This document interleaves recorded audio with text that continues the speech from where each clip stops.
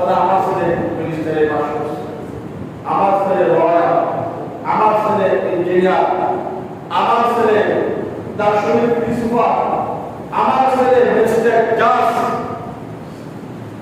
দেখি তোমার ছেলে কোরআন পড়তে পারে কিনা? আমার ছেলে মাস্টার্স কমপ্লিট, স্যার কোরআন পড়তে পারে কিনা? আমি বলবো এখানে এই করে আপনার ছেলে ম্যাজিস্ট্রেট পাস করতে পারে, লয়ার হতে পারে, ম্যাজিস্ট্রেট হতে পারে, জাজ হতে পারে, যদি কোরআন পড়তে না পারে আপনার ছেলের মতো অজ্ঞ আর কেউ নাই। ঠিক কিনা বলেন? আসলে কমপ্লিটলি আপনার ছেলে মূর্খ, আপনার ছেলে মূর্খ বানিয়েছে না। আপনি আপনার ছেলেকে কোরআন যদি শিক্ষা দিতে পারেন তাহলে আপনি মনে রাখবেন আপনার ছেলে সুশিক্ষিত। আলহামদুলিল্লাহ। কোরআন পড়তে জানে না, সূরা দিয়ে পড়তে জানে না, এখন না টপ হবে যুবক, মুসলিম সব সমান, মসজিদে আসার দরকার নাই। যৌবনের খেলায়, শক্তির খেলায়, ক্ষমতার খেলায় মসজিদ বলে গেছেন, ইমানের কথা বলে গেছেন, ক্ষমতার খেলায় মসজিদের দরকার বলে গেছেন। শুধু শুধু শুধু কি সম্পদ, তার সম্পদ কিভাবে উঠাবেন, সম্পদের কিভাবে মালিক হবেন, টাকা পয়সা কিভাবে মালিক হবেন, সাদা মালিক কিভাবে করবেন, এগুলা কিন্তু পাগল পাগল হয়ে গেছে। আল্লাহ কথা বলে গেছে।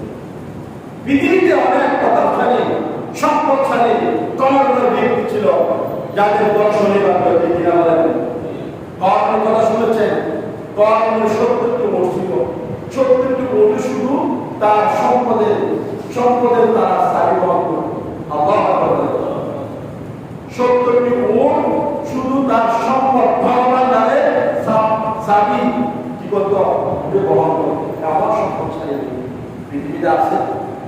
কর্ম হামান খামান সুলাইমান শক্তিধর, বড় শক্তিধর, বৈজ্ঞানিক করেছিলেন, ক্ষমতাবান ছিলেন। আছে কুজা করুন, কুজা ফেরন, কুজা নমরুদ বসুদান, কুজা শওকতে শাহ, কুজা তখত সুলাইমানি।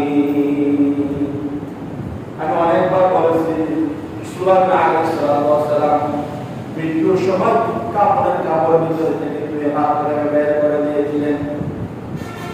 প্রশ্ন করা হলো ও দুনিয়ার মানুষ, সম্পদের মানুষ, সম্পদশালী মানুষ, দেখো দেখো আমি সুলাইমান আলাইহিস সালাম এক সেকেন্ডের নিমিষে আল্লাহর হুকুমে তখ্ত দিয়া এই প্রাকৃতিক গণপ্রান্তে চলে যেতাম। আমার শক্তি পৃথিবীর মধ্যে চলেছে। আমরা যত শক্তিধর হই না কেন মানুষের উপরে আঘাত করতে পারি কিনা বলেন? পশুপাখির উপর করার শক্তি আমাদের আছে? আছে না? মানুষের উপর যা করার মানুষের উপর করতে পারি। গরু, ছাগল, পশু পাখি যা আছে সমস্ত কিছুর উপর করার উপরে ছিলেন। এমন শক্তি যে ব্যক্তিত্ব সম্রাট ছিলেন হযরত সুলাইমান আলাইহিস সালাম।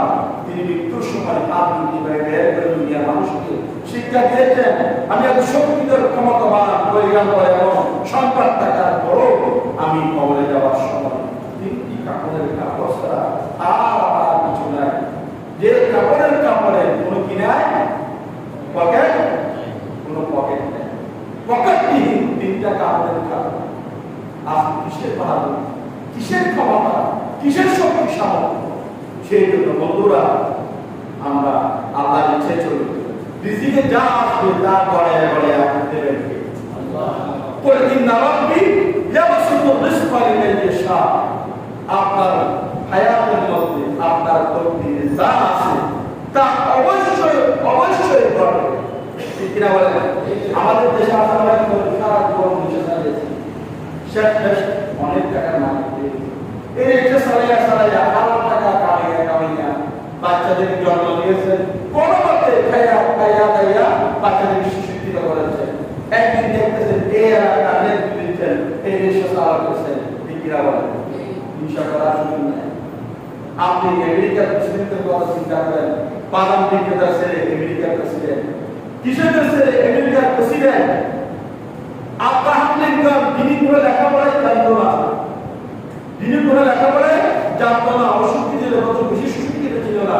ইংলিশ বলতো ভুলভাল, কি বলতো ভুলভাল ইংলিশ বলতো।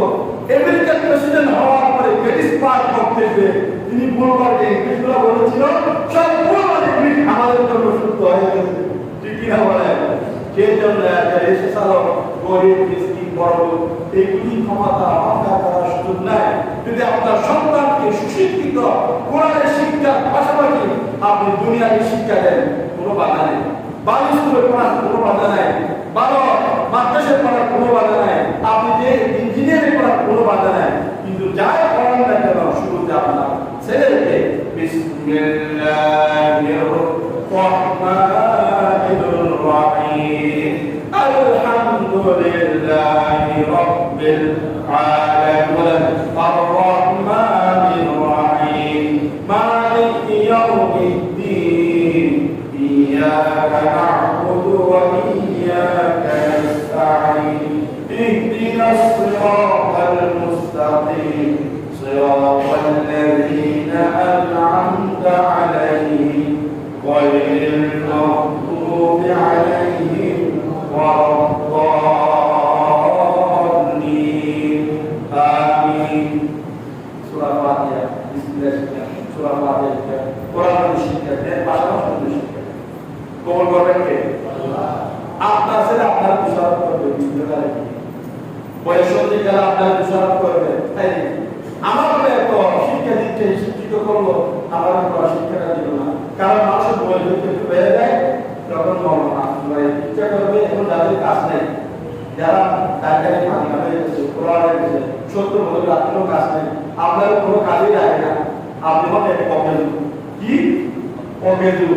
অস্ত্রার সামনে, অস্ত্রার সামনে দাম বেশি না কম? অস্ত্রার সামনে দাম বেশি না কম? কম।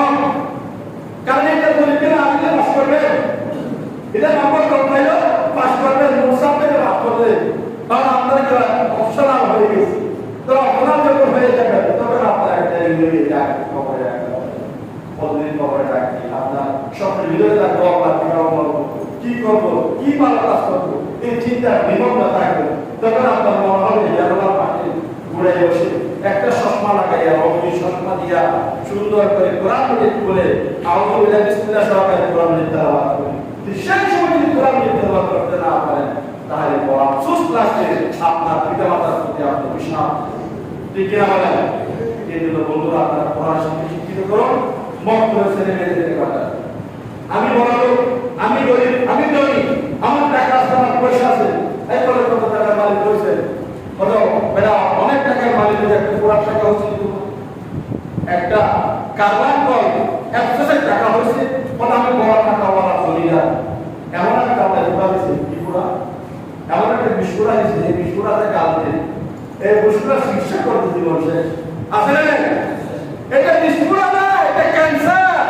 দেখি ক্যান্সার, একটি পুরা টাকা তোমার হয় না, তুমি কত বড় হয়েছে, তোমার দুনিয়ার সম্পদ এক পয়সা দিলা, আমার এই পুরাটা ভালো করে দাও। ডাক্তার সাহেব, কবিরাজ সাহেব, আমার একটু মেহরবানি করো। ডাক্তার সাহেব বলো, আমার একটু মেহরবানি করো, তোমার দুনিয়ার সম্পদ এক পয়সা দিয়া আমার যদি দিয়ে দাও, আমি এই ক্যান্সার এই পুরা সুস্থ করতে পারবো না। সুস্থ করার মালিক কে? আল্লাহ। আর সুস্থ করার মালিক কে? আল্লাহ। এই জন্য অহংকার, ক্ষমতার অহংকার, টাকার অহংকার এগুলো আমরা করবো। যা সব দিয়েছেন কে? সব আল্লাহ বড় খুশি থাকবে।